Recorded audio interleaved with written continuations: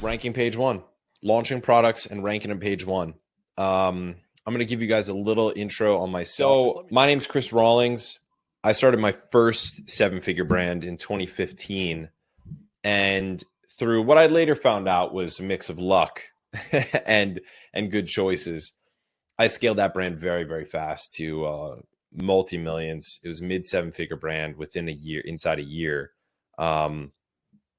And I used that as the jumping point. I started traveling the world, lived that digital nomad life. I was in Bali, the Philippines. I lived in China for a year, bounced around. I spent some time in Australia, backpack through Europe, all that stuff, regular digital nomad stuff, right?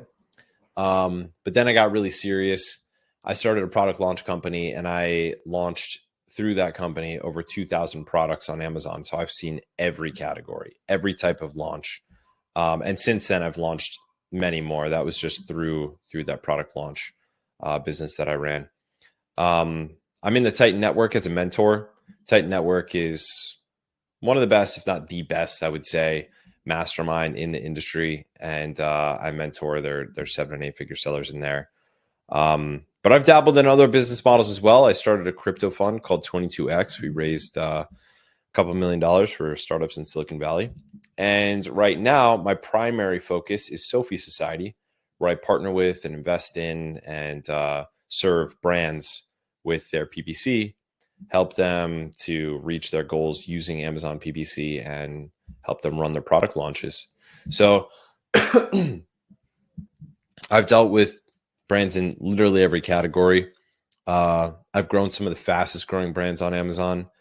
I worked with AJ Patel, who's the founder of the biggest exit in Amazon brand history, which was Zesty Paws for $600 million. I worked with him on his brand Instant Natural.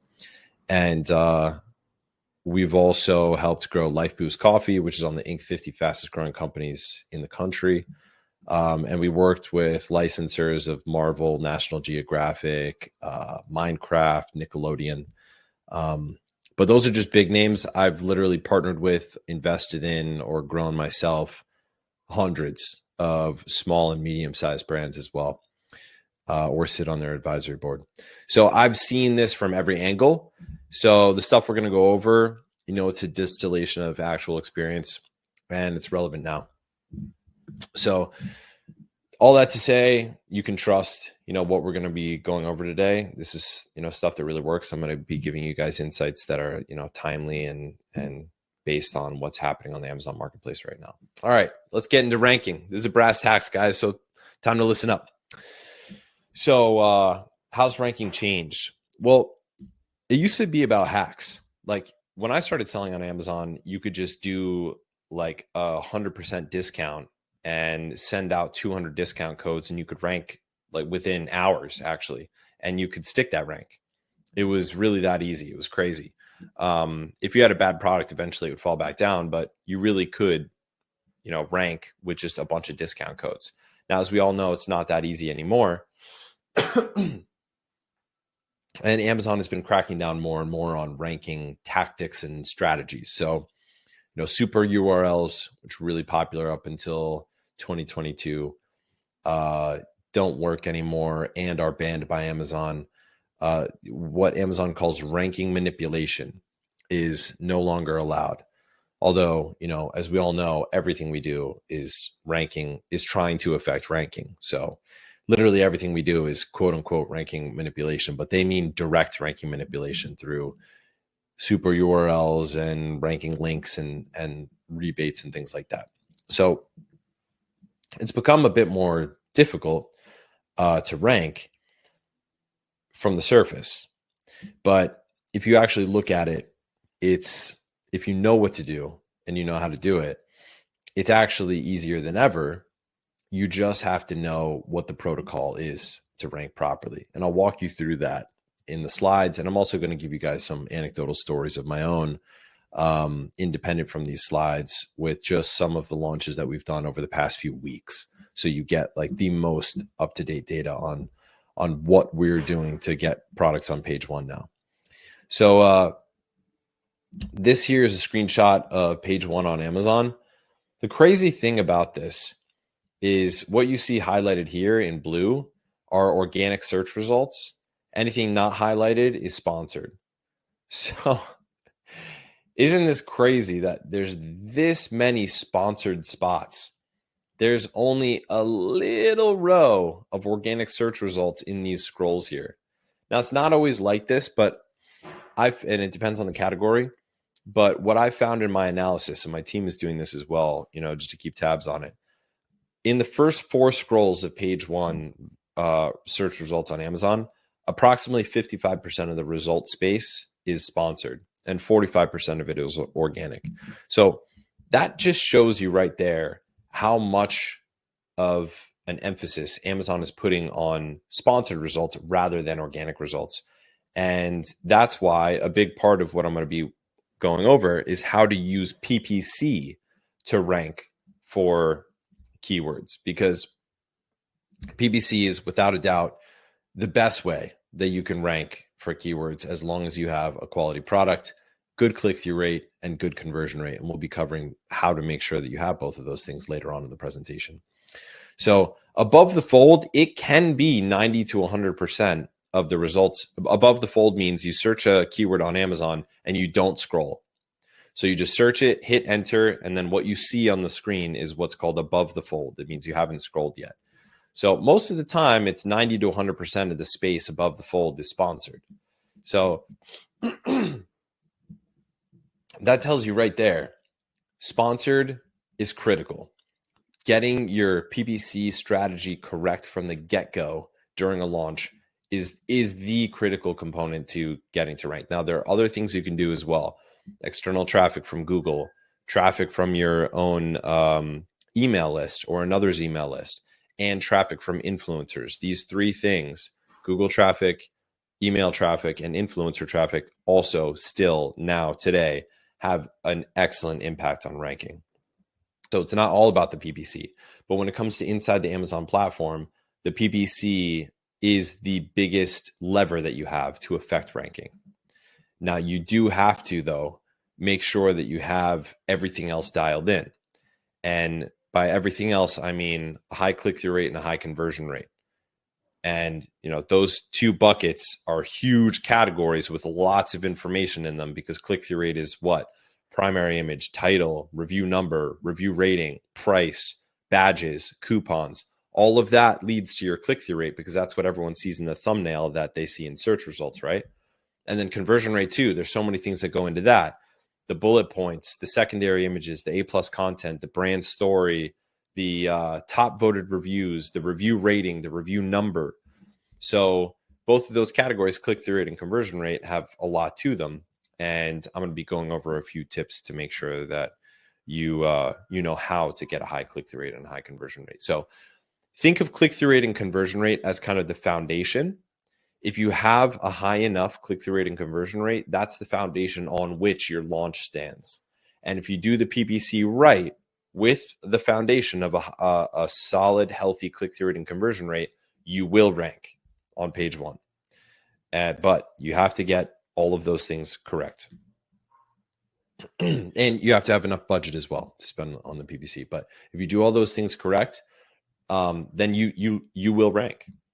Amazon is a fair marketplace, so yeah, let's keep going here. So from the rest of the scrolls, after 2 full window scrolls, still only about 30% can be organic. Now, this varies category to category. Like I said, the average for the first 4 scrolls in total is 55%.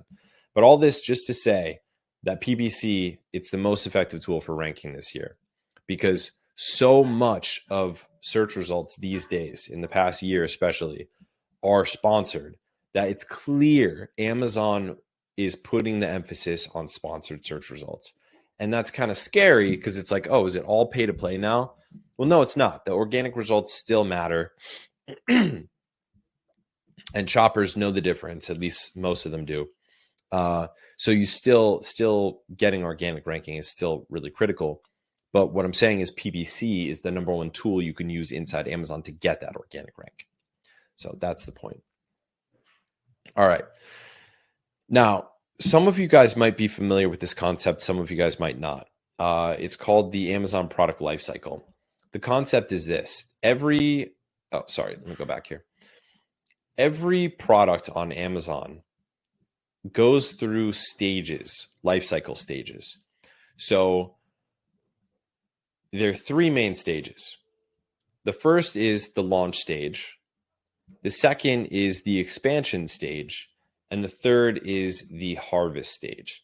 Now I'm going to show you guys what these look like and do a quick overview of this. And this is going to be really valuable for some of you that need like a visual broad overview of what an Amazon product's life looks like.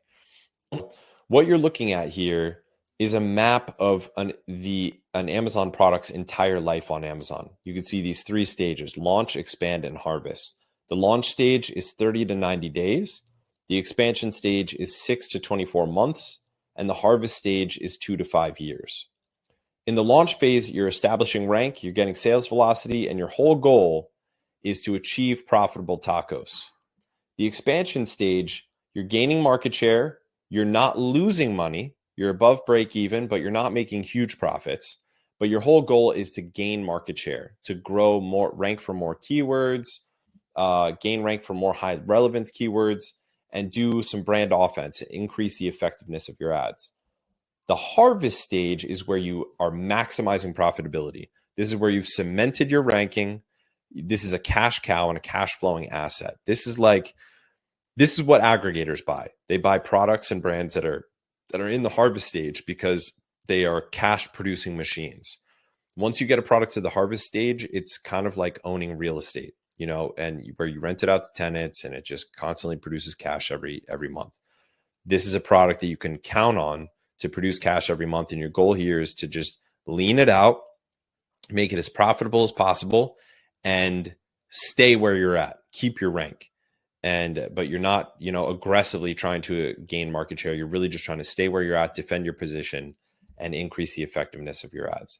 Now I can do an entire presentation on this Amazon product lifecycle. We use this. The reason this map is so ugly is because we are constantly updating it internally based on what we see is happening in the marketplace. But you could see we have some benchmarks here. Like in the launch phase, your tacos, meaning total average cost of sale, which is your advertising cost divided by your total sales. This is a very important benchmark, is going to be between 20 and 50%. The total percentage of your sales coming from PPC is going to be 50 to 90%. So it's a large percentage of your sales coming from PPC. But once you get out of the launch phase and you're into the expansion phase, now your tacos is 10 to 20%, meaning 10 to 20% of your total revenue every month you're spending on PPC. And 30 to 50% of your total sales are coming from PPC versus organic. In the harvest phase, your tacos is going to be 5 to 15%, meaning 5 to 15% of your total revenue is spent on PPC ads. And the percentage of your sales coming from PPC is going to be between 20 and 30%, somewhere in that range. Now, there's a lot of other benchmarks that I could go through here, but I'm not going to go through all this. But this is just to give you guys a benchmark understanding. This is what a listing might look like in the launch phase. You see the thumbnail, it's just starting to get a few reviews. It might have a clickable coupon on there. Hopefully it's got good reviews. In the expansion phase, now you've got quite a few reviews, maybe in the couple hundreds. You've split tested the pricing a little bit. You're split testing the primary image. And then in the harvest phase, you've got lots of reviews, ideally thousands or maybe even tens of thousands. And, this product is just a cash cow for you. This is the goal that I have for all of you guys. I want to get you guys to the harvest phase, and hopefully you can ride that out for many years. Cool. All right. So let's get into how the PPC should work for a product launch and specifically for the purposes of ranking, because your Amazon PPC during launch is not the same as normal PPC.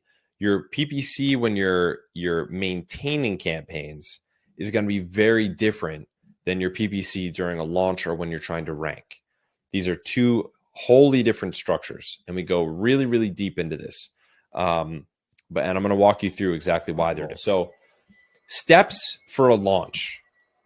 First of all, back in the day, the way to do a a product launch with PPC on Amazon was we would turn on an auto campaign so that Amazon could find the keywords that perform best. Then we would take those good performing keywords and put them in their own campaign. And then even in those own campaigns that were broad and phrase match, we would then take the exact search terms and put those into their own exact match campaign. And then we would juice those terms.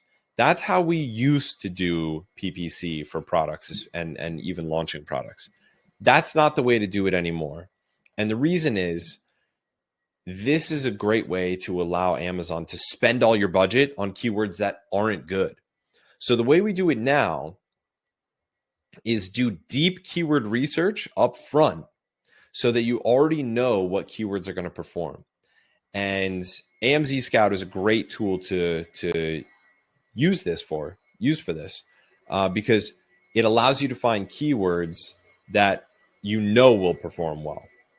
And that's super critical because then you don't need to pay Amazon for it to just waste your money on all these keywords that don't perform well, only for you to not use them anyway. So the way we do it now is do deep keyword research up front before you start the launch. So we don't have to pay Amazon to do our keyword research for us by spending our budget on auto campaigns. Then you optimize your click-through rate. This is super critical. Like I said before, there are two foundations on which your entire launch sits on, and that's click-through rate and conversion rate. And both of these are an entire science, and I have whole presentations on each of them and even specific elements of each. So we won't be able to go insanely deep on all of them today, but I'm going to give you guys the fundamentals on each. So when it comes to click-through rate optimization, the primary thing that determines whether or not you'll get the click is the primary image. So I can't stress enough how important it is to get the best primary image you possibly can. And I'll even say that again. It is critical for the launch and for the product success on Amazon in general to get the highest click-through rate primary image possible. This is something that should not be overlooked. If any of you guys have ever dabbled in YouTube before or know about the science of making content on YouTube, the thumbnail of the YouTube video is the number one thing that determines whether or not it will get clicked and hence whether or not it will get views. So YouTube creators they'll make their video, but then they'll spend most of their effort and time messing around with the thumbnail. Yes, the thumbnail, that little image that you see in the graphic of a YouTube video before you click it. It's the same exact thing on Amazon.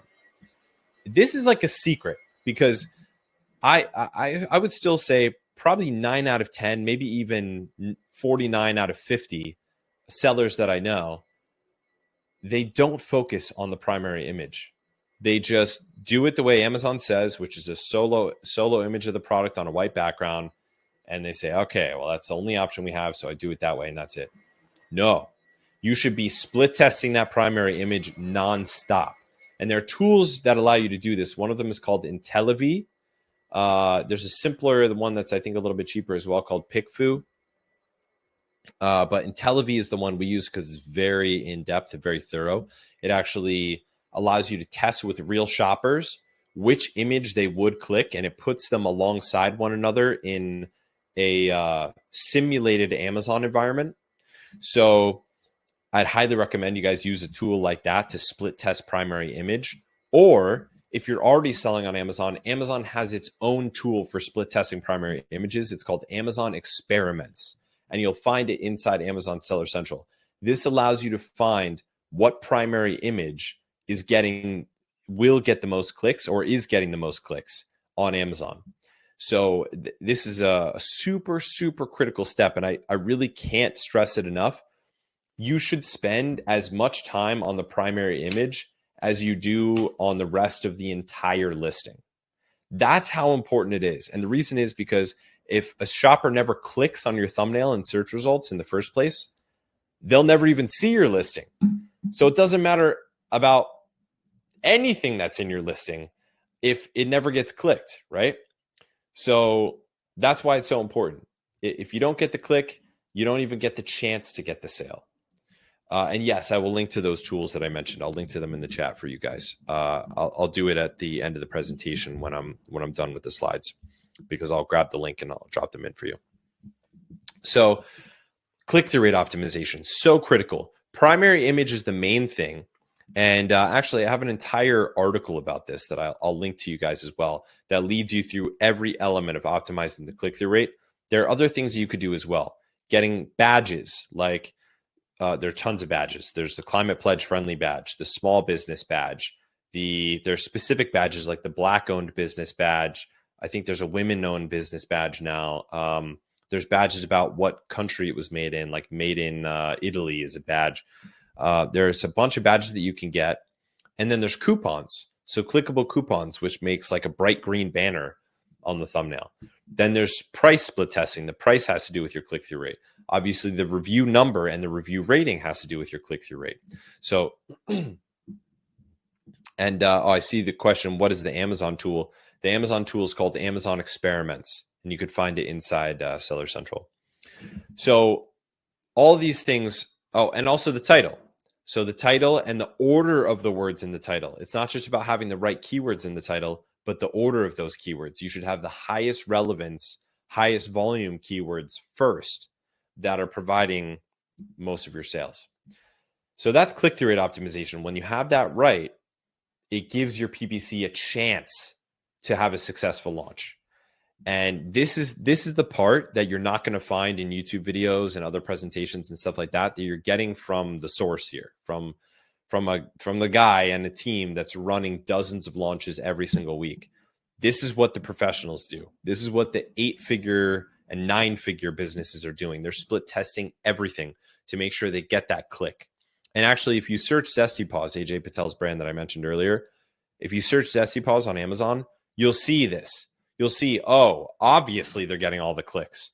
They take up the entire thumbnail. The text on their packaging matches exactly the keywords that the customers are typing into search bar. It's a bright orange color that you can't miss. All the text is readable from the thumbnail because it's big enough. They've optimized everything about the click-through rate. And that's how they grew to a $600 million exit on Amazon. Now, I know most of you would probably be happy with 1/10 of that or 100th of that, or maybe a 200th of that. So we don't need 600 million, do we, to retire in comfort? So yes, but you still want to model the best, right? If you get 1 or 2 products going really, really well, it can completely change your life. So that's click-through rate optimization. That's one of the foundations on which your entire launch sits on. The other one is conversion rate optimization. So if you're getting all the clicks, now that they're on the listing, because you did your click-through rate optimization properly, now that they're on the listing, we need to get the sale, right? And that comes down to all of the content on the listing. And in order of importance, that is secondary images, A+ content, brand story, top voted reviews, review number, review rating.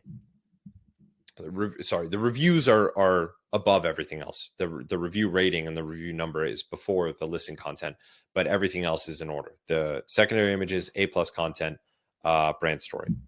And then the text on the listing really has a very small impact on the conversion. That's based on our testing. So yes, write the bullet points, make them good and all of that. But in reality, what's doing most of the selling and affecting the conversion rate most is the A+ content, the secondary images, the brand story, the top voted reviews, the review rating, and the review number. Those are the things that are affecting your conversion more than anything. And the text of the bullet points in the description, is last. So the biggest impact you can have is creating A+ content and brand story and the secondary images. So if you do those 3 things really, really well, you can go a really long way in increasing your conversion. And by the way, you can use Product Opportunity Explorer to find the benchmark for conversion for your space. And Product Opportunity Explorer is the tool inside Amazon Seller Central that you can access inside Growth Tools. And there you'll be able to see, okay, what conversion rate is average? As long as you make sure your conversion rate is above average, then you know you're in a good place for the launch. So that's a good way to know, okay, am I in a good spot to nail this launch? Or am I going to drive a lot of PPC traffic, dump all my money down the toilet, rank, and then fall back down because I have a lower than average conversion? If you have a lower than average conversion, it's not worth dumping a bunch of money into PPC, because even if you do rank, you won't stick the rank. You'll drop back down because Amazon sees, oh, this is a lower than average converting product. We don't want to show it to customers, and they'll continuously push you down in the ranks.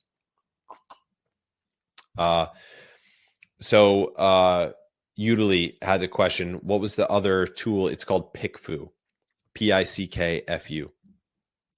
And then somebody asked, was ZestyPaws the brand you mentioned? Yes, it's called ZestyPaws. That's a $600 million exit. You can find it on Amazon. If you search it, you'll see exactly what I mean. Their click-through rate is dialed, dude. All right, so once you've done deep keyword research, you optimize the click-through rate of your thumbnail, you optimize the conversion rate of your listing. The next thing is to set up your PPC with rank-focused campaigns and rank-focused campaign management. And we're going to walk through in this presentation what that means. So you guys will come out of this with clarity on how to set up rank-focused PPC. So I'll dive into that in a second. And then the last one is a feedback loop between your PPC and your conversion. So once you start running PPC to your listings, you get data back from that. You get a lot of data that comes back from that. And you can then use that data to optimize your conversion rate even further, because you're going to see which search terms are converting best, which should be converting best but aren't, which are getting the most clicks, which should be getting clicks but aren't. And then you use that data from those search terms from your PPC, and you change things about your listing content, and you change things about your thumbnail content so that you can convert even better based on what data you're actually seeing from the real shoppers. And by data, people throw around this word data. I mean this in a very specific way of your search term reports, your Amazon PPC search term reports. So when you're running a campaign, you can download search term reports from your PPC, and it clearly shows you what keywords drove the most traffic, what keywords drove the most sales, and what keywords had the highest conversion, and what keywords had the highest click-through rate. And that allows you to make decisions, because you say, okay, if this keyword, say I'm selling a phone holder, and what I find out that wooden phone holder is most of my traffic. Well, I didn't realize that the fact that my phone holder is wooden was so important to shoppers. So now what I'm going to do is go into my listing, and I'm going to highlight the wooden aspect of everything, because that's what the shoppers want, right? I see it right in my search term reports. So I'm going to zoom in on the grain of the wood. I'm going to put part of my A+ content all about the type of wood and the fact that it's wood, and zoom in shots on the wood. This is the feedback loop between PPC and conversion. You take the PPC data, you determine insights from it, and then you use it to change the content of the listing to make it convert even better. And you continuously do this. And what this does, if you keep doing this feedback loop, is it means your listing gets more and more and more and more relevant to shoppers. And so Amazon can't help but rank you. It makes it inevitable, as long as your product is delivering a good experience, right? And it's not defective, and it's not a bad product.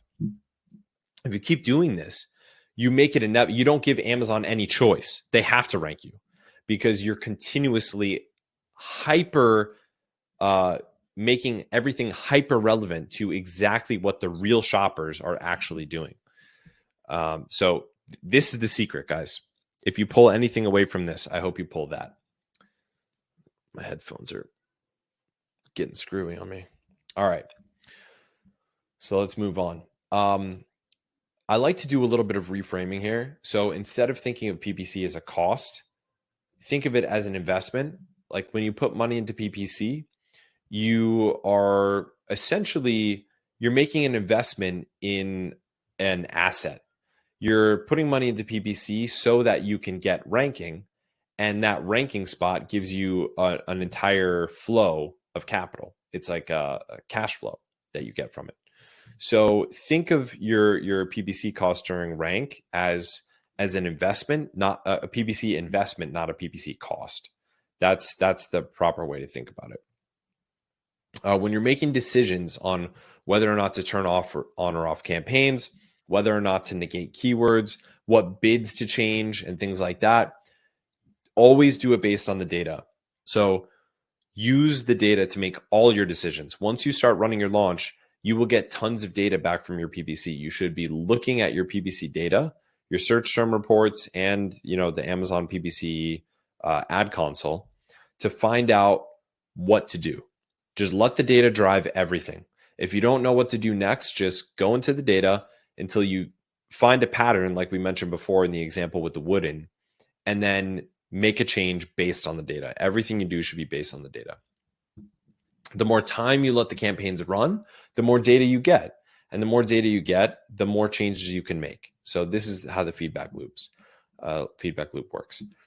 During a product launch, you're not going to profit, likely. We do have launches that end up being profitable, but I'd say it's 1 out of 10 maybe that are profitable during the launch phase in that first 30 to 90 days. Most of the time, you're going to be breaking even or losing money during this initial launch phase because you have to pay to get this momentum. You have to pay for the traffic so that you can get your orders, get some initial reviews, get some ranking spots, and that's just how it works. So you really want to measure the success of your launch based on the ranking impact it had rather than the profit you were able to pull out of the business.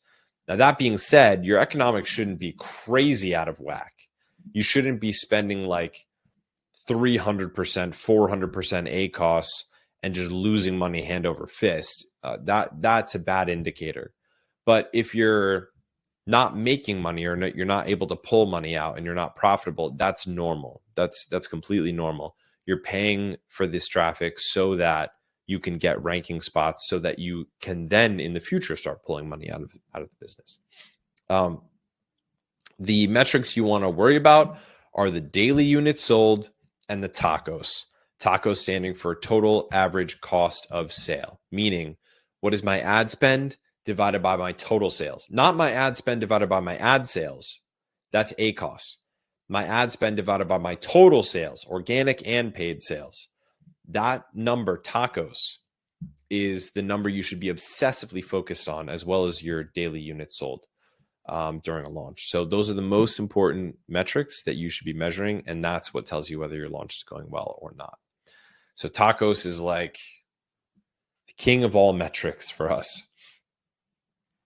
All right, so when you're doing a launch, there's 3 types of Amazon advertising, right? There's sponsored products, sponsored brands, and sponsored display. During a launch phase, you really only need to focus on sponsored products. If you have video assets, like you did a product video or you have the ability to do a product video, then yes, it's worth running up sponsored brand ads during a launch. But most of the time, you're going to be spending most of your budget on sponsored products. And the reason is because you have the greatest ability to impact ranking with sponsored product ads. And the types of placements that greatest impact ranking are top of search and rest of search. So when you run any kind of sponsored product ad, whether you're targeting a keyword or you're targeting an ASIN, your ad can show up in any of 3 places. One is the top of search in search results. The second one is the rest of search results down when you scroll down. And the third is products pages. So like other people's ASINs, other people's product listings. Even if you're just targeting a keyword, your product can still show up on product pages. That's a weird thing about Amazon, that whether you're targeting an ASIN or you're targeting a keyword, Amazon can show you any of those places. So it's weird. It's kind of funny, but that's how Amazon works. So if I target the keyword wooden phone holder, I still might show up on product pages. It doesn't mean I'm only going to show up in search results for wooden phone holder. Amazon can show me for product pages even when I'm targeting a keyword.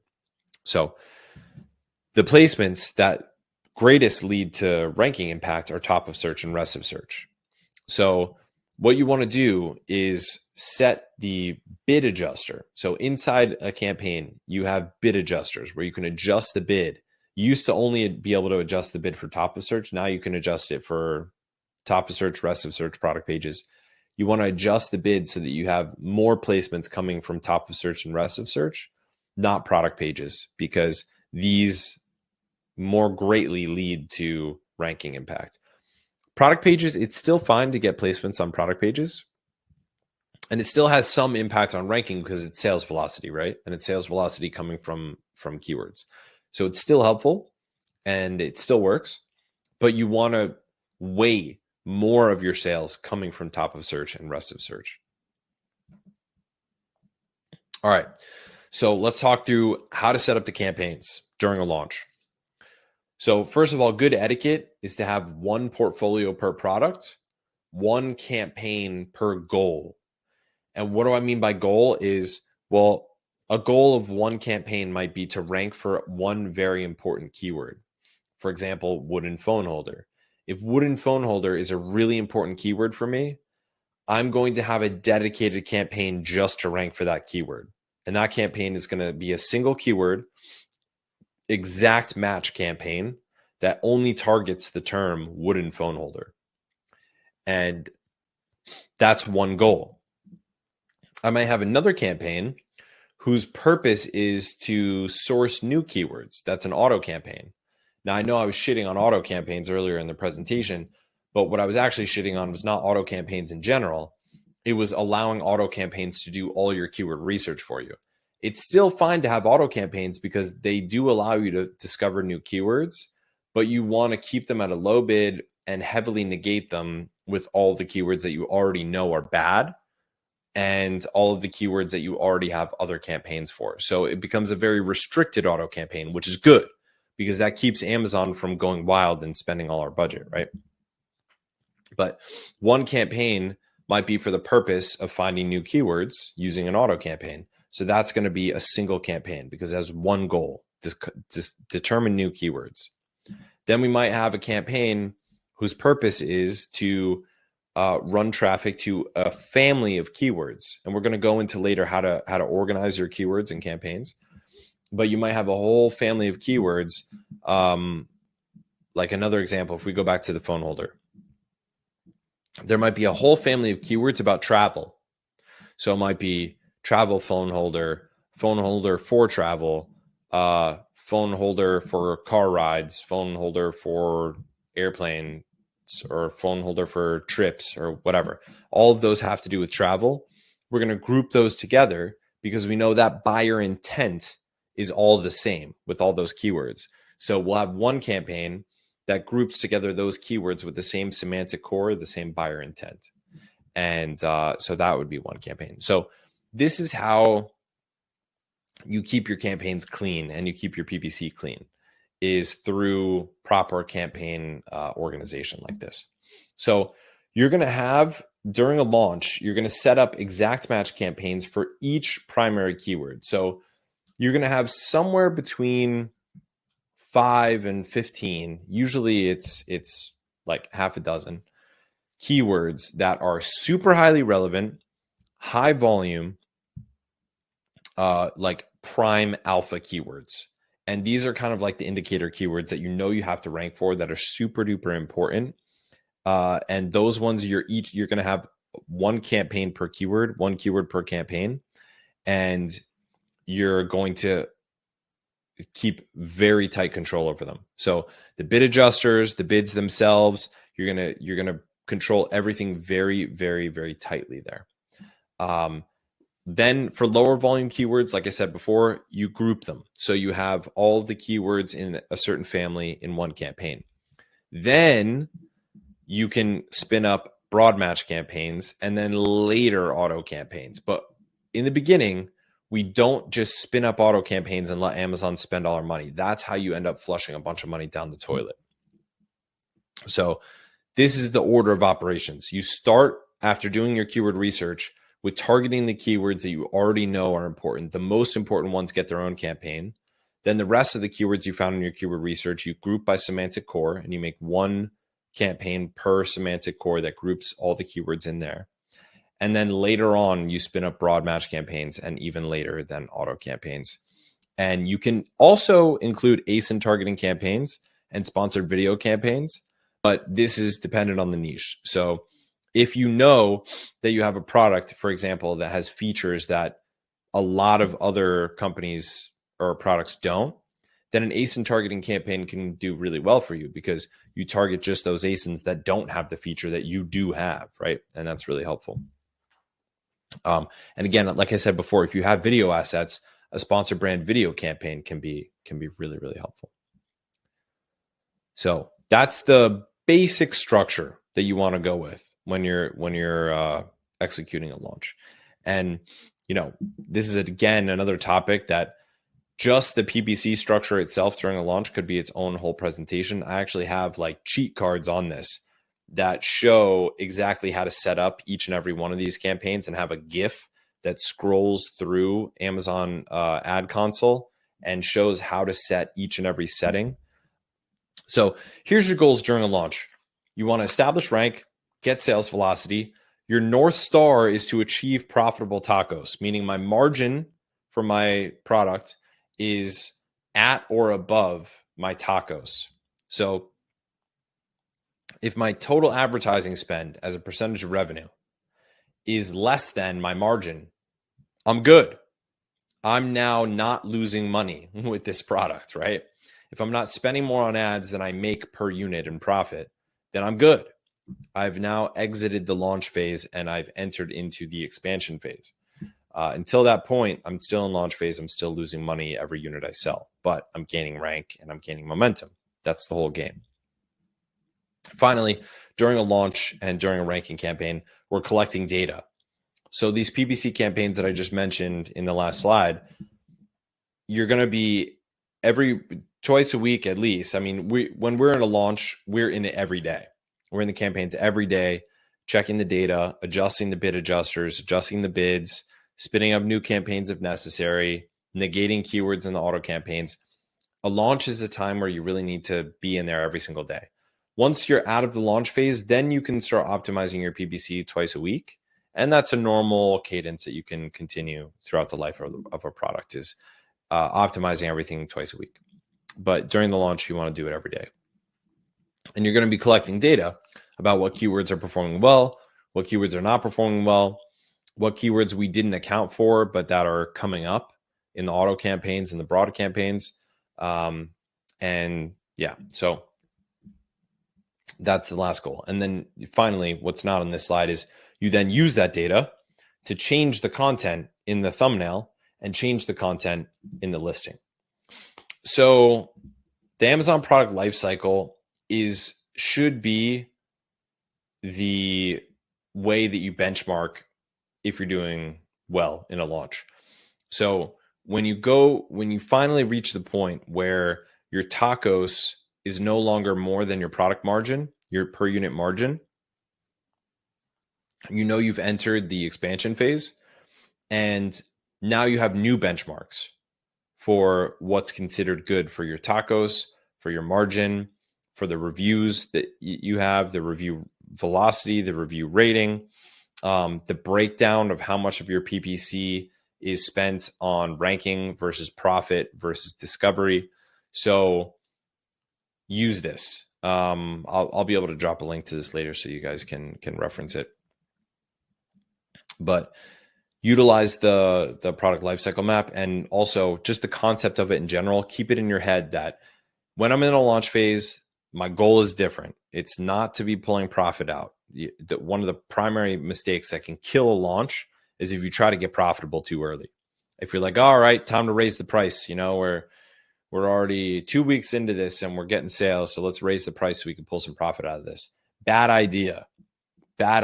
Raising the price too early can kill a launch because you tried to get profitable too early. The whole point is to gain ranking, not gain profit during the launch phase. So you should be tailoring your PPC and tailoring your strategy to the goal that you have based on the stage of the product lifecycle that you're currently in. That's what you want to do. That's the critical component here. So I alluded to this earlier, but there's three main goals that any PPC campaign has.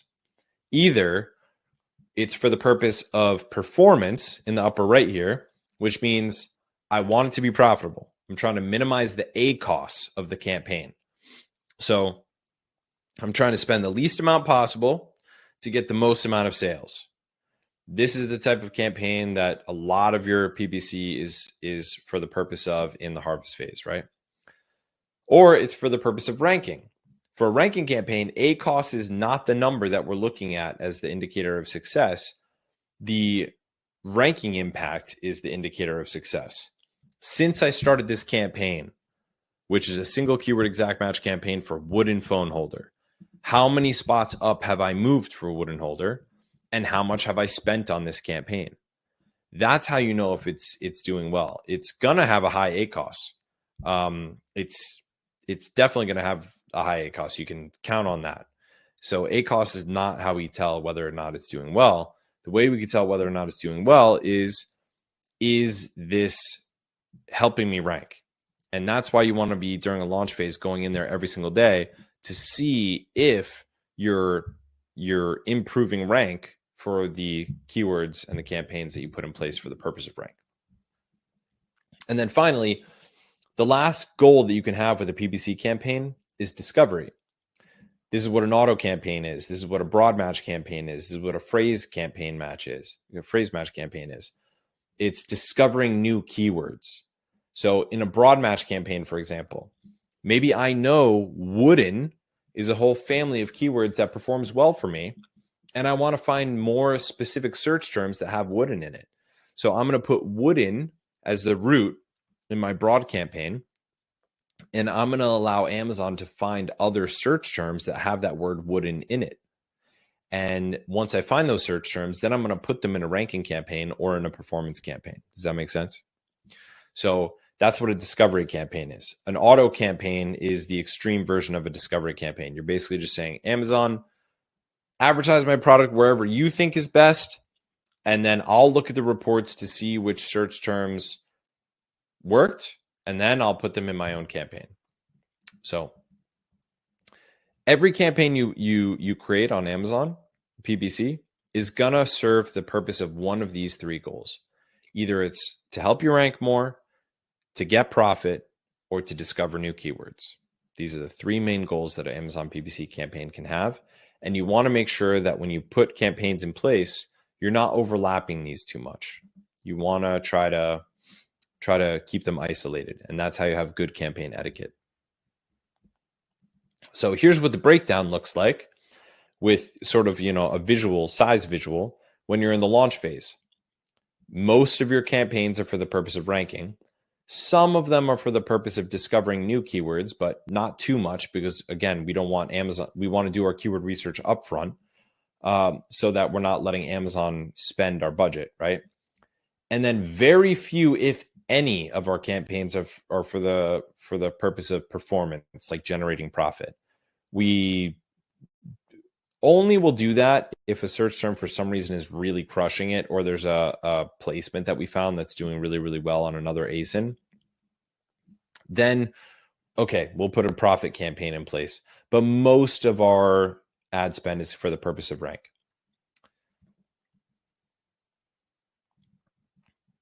Yeah, so there's other goals as well. Defending your brand. So we call that brand defense, keeping people from sniping your sales when a shopper searches your term or your brand name. Brand offense, where you're trying to snipe sales from another competitor. Liquidation, if you have inventory you need to liquidate. Gaining shelf space, just crowding out the other spaces so that other competitors can't get that space. And raw, like market research. But we're not focusing on any of these other goals for PPC. These are the three main goals that we're focused on: rank, discovery, and performance. All right, so I sort of covered this before, so I won't go too deep into this, but here's a nice little visual. So this is the old way for how to run PPC on Amazon. Think of it as starting with a fresh block of marble, uncarved. And then you run an AutoCamp. So this means we don't know anything about what the picture of our performing keywords looks like. And we didn't do any research up front. Then we run and we let Amazon slowly carve it away. We find, oh, this keyword's performing well. Okay, that one's good. We'll take that out. Oh, the keyword's performing well. Oh, that one's spending a ton of money and making no sales. So that's going to be a bad one, right? And we let Amazon do all that research for us by running an auto campaign. And then slowly the picture gets clearer and clearer. We find out, okay, these are all the keywords that work great. These are all the keywords that seem like they would work great, but they actually waste our money. The problem with this method is paying Amazon to clarify this picture for us, to do this chipping away of the marble and create that clear picture of what keywords will actually work, wastes a lot of money, a lot of money. The better way to do it looks more like this. We do the work up front to carve what we think the picture will look like. So we do all the keyword research to say, okay, these keywords will likely not perform well. These keywords will perform well. Here's what I think the picture looks like of the keywords that work well. I have a list of keywords that I think will work really, really well. I've segregated them into different categories, and I'm ready to start up my campaigns. Then you start up the campaigns, and some of your hypotheses will be correct. Some of them won't be. And we, make adjustments to the picture. So we carve the block of marble already, and then we just make alterations to it so it looks different as time goes on because we're getting real data from the marketplace. But what we're not doing is just plopping a block of marble down there and letting Amazon carve it all away. Instead of that, we're coming up with a clear picture of what we think will work ourselves, and then we alter and adjust as the real data comes in. So that's the big difference. Doing the keyword research up front is the critical component to running a launch without losing tons of money and doing it in as lean a way as possible. So yeah, I think I added a few examples in here. This one's actually one of our older examples, but this was a product that we ranked. I think it was in 11 days. It shows here for 100K per month volume search term. And we did this by running the exact process I just ran you through.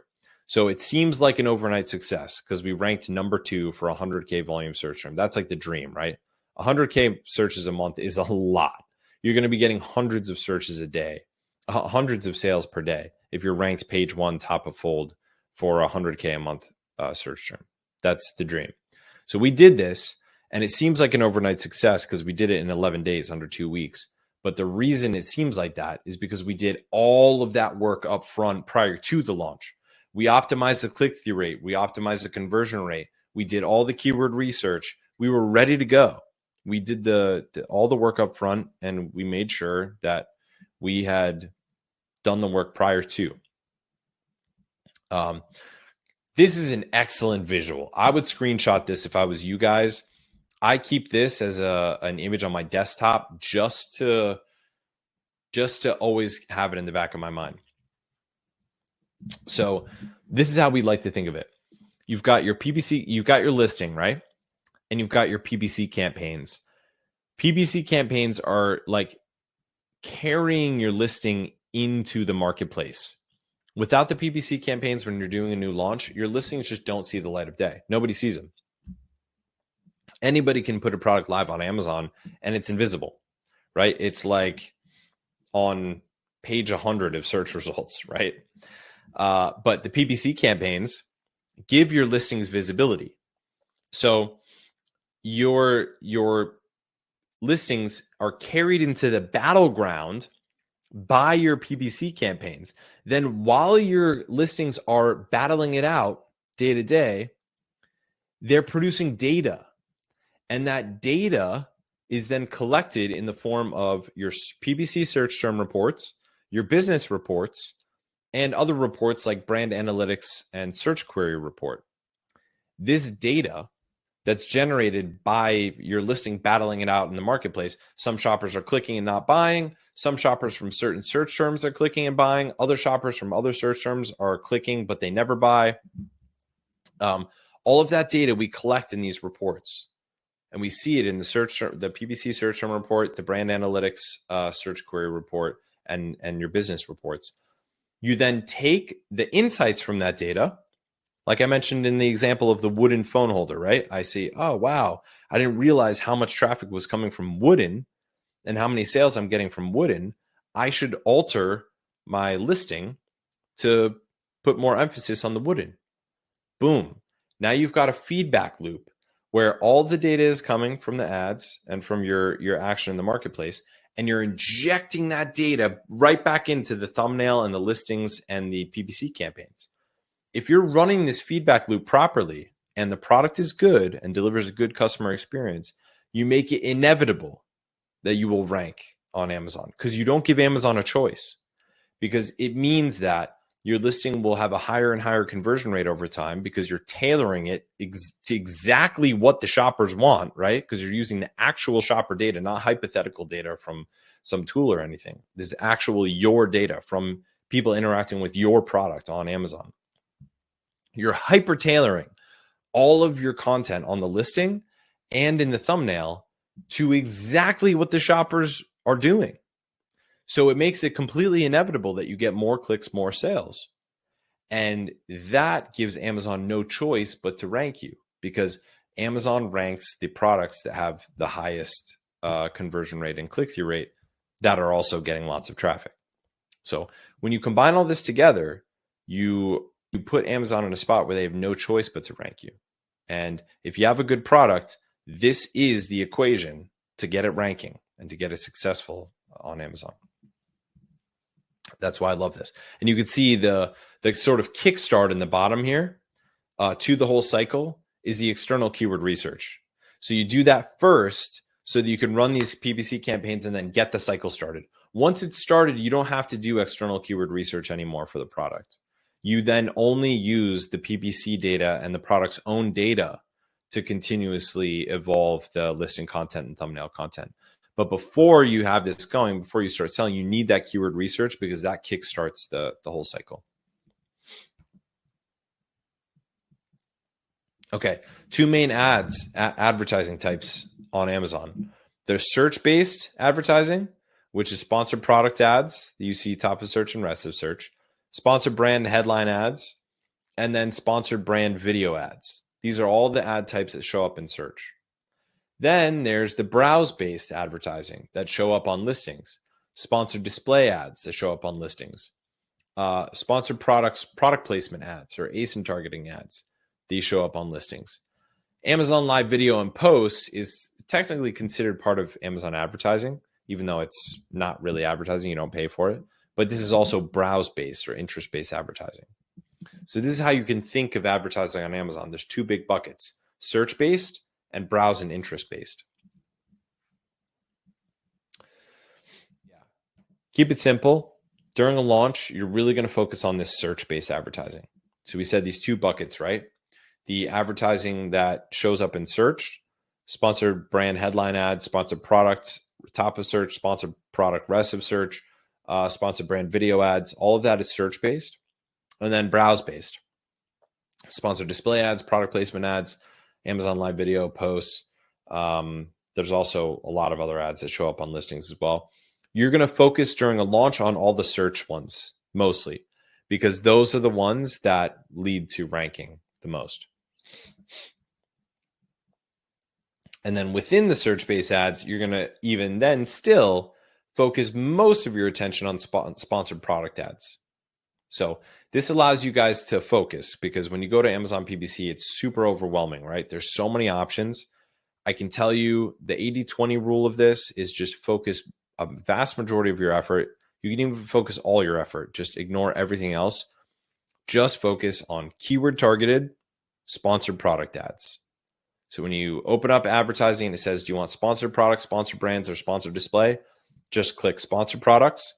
And then when it says, do you want keyword targeted or product targeted? Click keyword targeted, and vast majority of your campaigns are going to be that type. So foundations of a successful launch. Your primary image is critically important. that it wins the click, and you want it to win more clicks than everybody else. So using the tools like I mentioned before, IntelliV, PickFu, these are great to split test your primary image. Again, I'm just going to say it again because of how important it is. Because for some reason, I don't see any other sellers really talking about this, although it's talked about a lot inside the internal masterminds of 7, 8, even 9-figure sellers. Like the 8-figure sellers, all the 8-figure sellers I know, and all the 8-figure brands that I work with or sit on the board of, they all do primary image split testing. Primary image split testing before a launch and after a launch and during a launch. Because if you don't get the click, you never even get a chance to do the sale. So you'll find tons of content about conversion rate optimization, everything about the listing, the A+ content, the brand story, how to do images, how to write the copy of the listing, all that stuff. But for some reason, nobody focuses on the click. And this primary image is the critical component. Like I said, in YouTube, YouTube creators they'll like spend 10 or 20% of their time making the actual video. And then they spend 80% of their time split testing the thumbnail, just that little image. It's so important. It's like the important thing. Your conversion rate. So I said 20 to 30% here. Honestly, that's a bit high. These days, with Amazon taking into consideration mobile sessions, your conversion rate looks a lot lower than it used to before Amazon started including mobile sessions.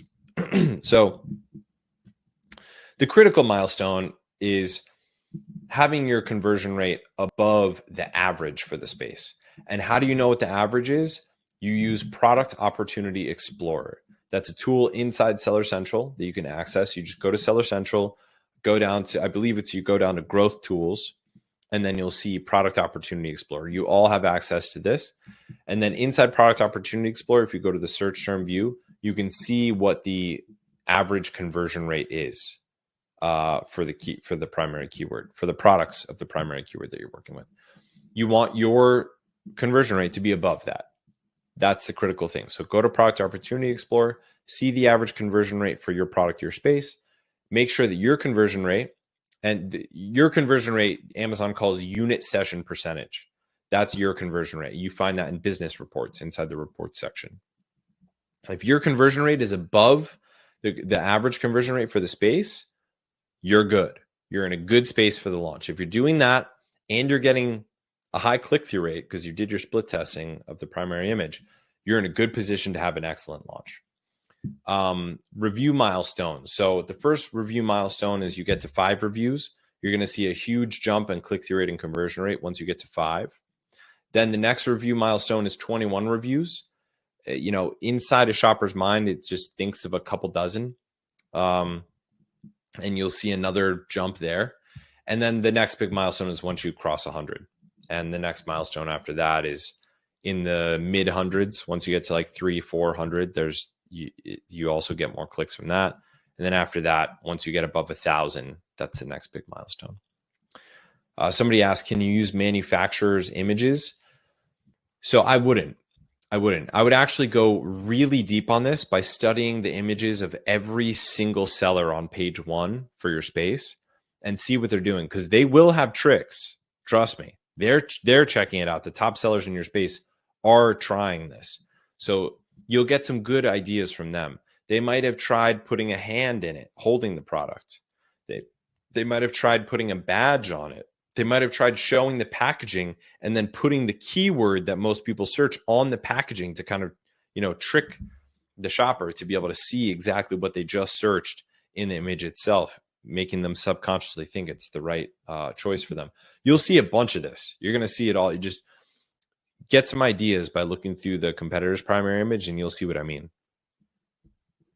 And then your review rating needs to stay at or above 4.3 stars. That's the other critical piece for the launch. If it falls below that, you need to beg, borrow, steal, do whatever is necessary to get it back up. Get more reviews and get it back up. When you fall below 4.3, if you're 4.2 or below, and the reason it's 4.3 is because 4.3 is the threshold to get to the 4.5 star icons. So those golden stars that you see, it needs to show 4.5 golden stars in order for you to get a good click-through rate. Once you get down to 4, and God help you if you get below 4. I mean, it's very difficult to bring a product back that's got in the 3s or in the 2s. That's almost impossible. You can bring it back by getting the review rating back up. Don't get me wrong, but it's very hard to make it economical while the review rate is low. So, yeah. Okay, so just to walk through this, you're going to go to advertising, campaign manager, sponsored products, and you're going to choose keyword targeting. It's really as simple as this. Most of your launch is going to come down to this exact structure. Sponsored products, keyword targeting. You could test out sponsored brands. Again, if you have a video ad, that's great. You totally can. You could test out product targeting if you want during a launch too, if you guys are really ambitious. But a vast majority of your time and attention, if you want to really 80-20 this and focus on the 20% of what's going to produce the 80% of results, is simply sponsored product, keyword targeted ads. And you could forget everything else. This is what we spend most of our time on and attention on during a launch. So once you click sponsored products, you're going to go to manual targeting, and then you're going to go to keyword targeting right here. This is exactly what it looks like. I'm just trying to make this as simple and clear as possible for you guys. And then inside that keyword box down there, that's where you're going to click enter list, and you'll put in either a single keyword if it's super important, or a list of keywords if they're all similar. Like I mentioned before, wooden. I might have wooden phone holder maple, phone holder cedar, phone holder made of wood, stuff like that. All of them are similar, right? So I group the similar ones together. So a good rule of thumb is, like I said before, any sponsored product ad campaign that you have is going to show up in 3 spots: top of search, rest of search, and product pages. And Amazon allows you to adjust the bid specifically to weight to one of those 3. You want to aim for a top of search impression share of about 30%. And what does that mean, top of search impression share? You could see that once you start a sponsored product campaign. If you go in to view the campaign, Amazon will show you how many of your impressions are coming from top of search, how many are coming from rest of search, and how many are coming from product pages. And it breaks it down in a percentage for you. So you'll see that in your campaign. If you're not familiar with this, you will see it once you create it. So aim for 30%. That's what you want to aim for. So 2 sources of data that you're getting this from, right? There's the lab data, which is Amazon Product Opportunity Explorer and Brand Analytics. And then there's field data, which is your PPC search term reports and your search query performance dashboard. Lab data means this is like hypothetical. Like you're not out in the field. This is data that Amazon is just giving you that's independent of whether or not you've launched a product. You can go into Amazon Product Opportunity Explorer or Brand Analytics anytime. In field data, this is data that's actually produced by you selling, by you actually being live on the marketplace. So the PPC search term reports, the search query performance report, these only populate once you're selling, and Amazon then gives you access to these reports. So the field data is the most important data. That's the data you put the highest impact on. You treat this as the most important. And the lab data you just use as research. I would also consider lab data, something like AMZScout, where you can do the keyword research, the competitive research up front. But the field data, once you're actually selling, you want to always prioritize the field data, because that is the interaction of the actual shoppers with your actual product. All right. Talking about the keywords. So, and I got to rush through this because we're a little bit behind time here. So it's not all about the traffic volume of the keywords. It's also about the relevance. So back in the day, we would get keywords from all different places. Google Keyword Planner, Google Trends, Pinterest, Etsy. Nowadays, Amazon gives us a lot of tools to get keywords from. So you can get keywords from Brand Analytics, Product Opportunity Explorer, the Search Query Report itself, Amazon.com, and then you always need some kind of tool like AMZScout. And then you can still do stuff like Google Keyword Planner.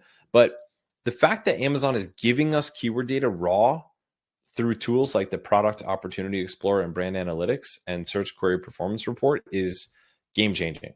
You know, it wasn't only up until I think beginning of last year that Amazon started giving us access to tools like this right inside Seller Central. So use this. You know, the old guard, people who have been selling on Amazon for a while, we're still feel like we're spoiled getting keyword data directly from Amazon. Prior to a launch, you do need some kind of tool like AMZScout because this is what allows you to come up with a big keyword list to start with. And that's what you need in order to not waste a bunch of money. So this is a fun little test that I like to do with when I run my event, the Profitable PPC Challenge. Which of these keywords seems like it'd be more valuable? Keyword 1 or keyword 2? And I think I already circled keyword 2, so you guys know the answer here. This is supposed to pop up afterwards, but keyword 1 has 15,000 searches a month. It's a high relevance keyword with medium competition. But keyword 2 has 2,000 searches a month, also a high relevance keyword with medium competition. So you'd think keyword 1 would be more valuable, right? But in fact, these are not the only factors that determine whether or not a keyword is valuable, because in my case, keyword 2 might have an average price point of $300 versus keyword 1 might have an average price point of $15. Now, these would be two different products, but this is just to say it's not just all about search volume. For a higher price point product, just a much lower search volume monthly can still be worth a lot to you. You can have a 1,000 searches per month keyword that's worth tens of thousands of dollars. Owning that keyword can make you a 7-figure product because of the average price point. Now, it's not just about the price point either. It's also about the relevance of the keyword, how competitive the keyword is. And this is why, you know, some kind of keyword planning tool is very helpful, because it lets you know how valuable that keyword truly is. So I'm going to walk you guys through how AMZScout works in a little bit. So why do we focus on long tail keywords? What does long tail mean? Primary keywords, there's only a few of them normally. So you can see this graph here. This is where the word long tail comes from. It's the distribution graph. So if this is the number of keywords, you can think of each of these lines as another keyword, right? And the height of the line is the search volume. So there's only a few keywords that have really high search volume. It might be my phone holder, wooden phone holder, travel phone holder. But then there's hundreds or thousands of keywords that are what we call the long tail. So this would be like phone holder for my blue phone holder for my son.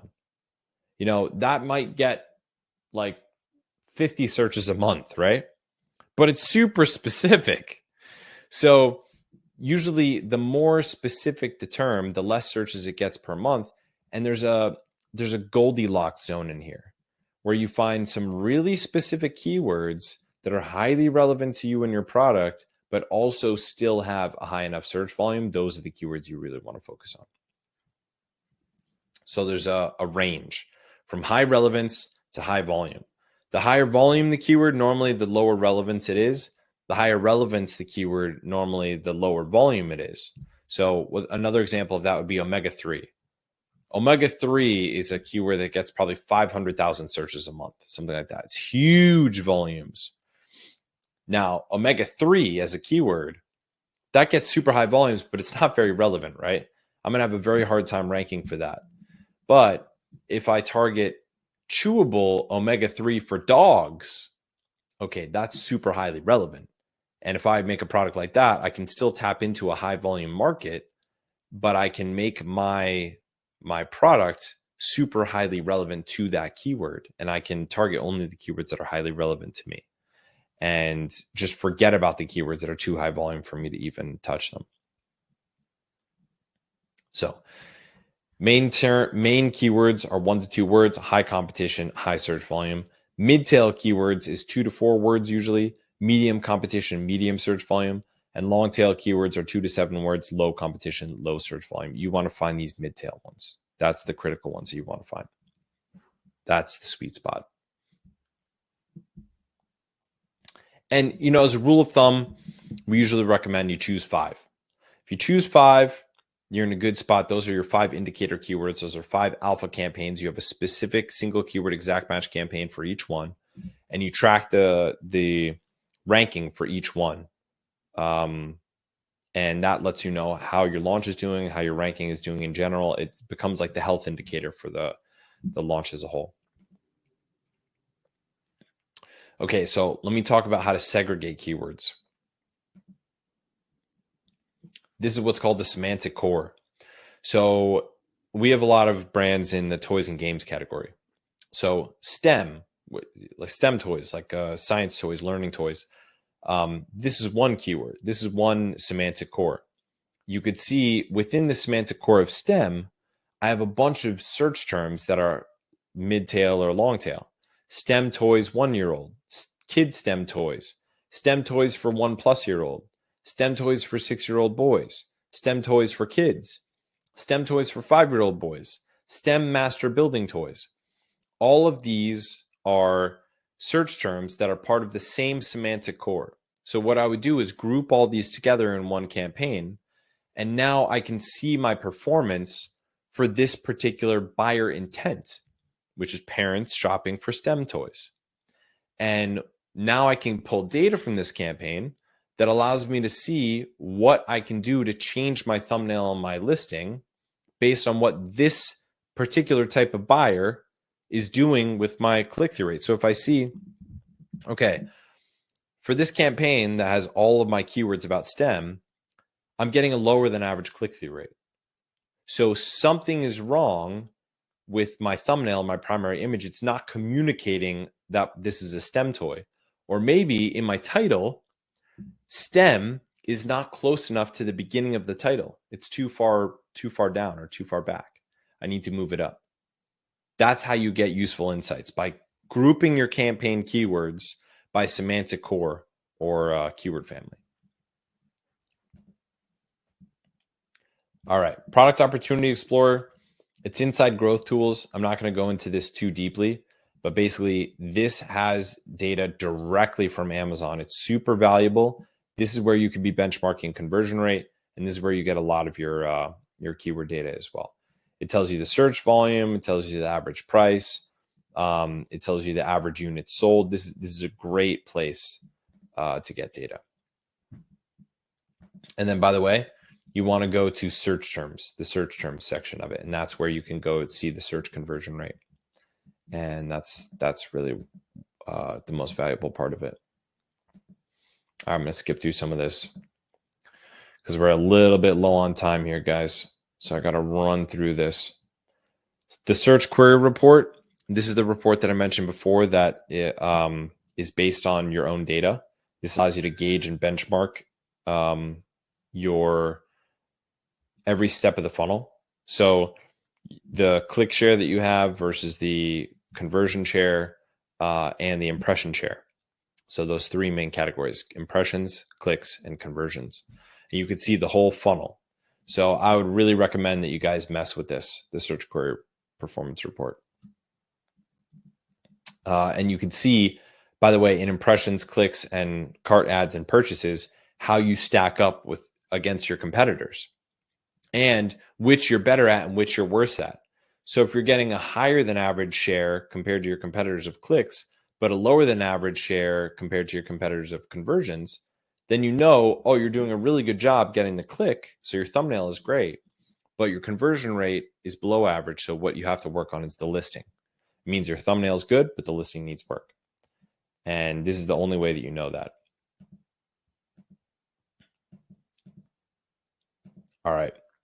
I got to speed through this, guys. So Campaign structure. Each portfolio that you see on the left-hand side here represents a product. So you want to keep all of your campaigns for a product in one portfolio. That's how you keep clean campaign structure.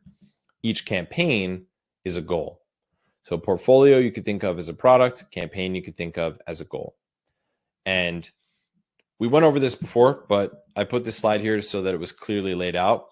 You want exact match single keyword campaigns in launch, which could be 10 to 30. It could be even less. You could have like 5 of these, 6 of these is okay. I would say 30 is actually a lot.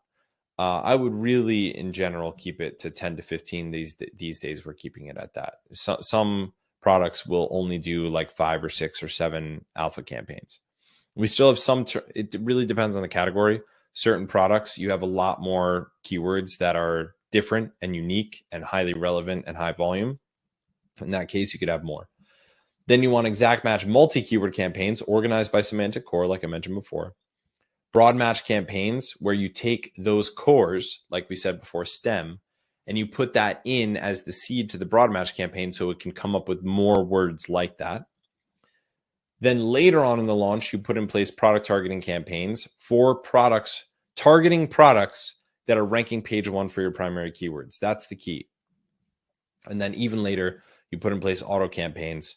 And you can do up to 4 campaigns. Just make sure you only have one type of auto campaign, because there's 4 types of auto campaigns: close match, loose match, substitutes, complements. You want to do only one auto campaign per type.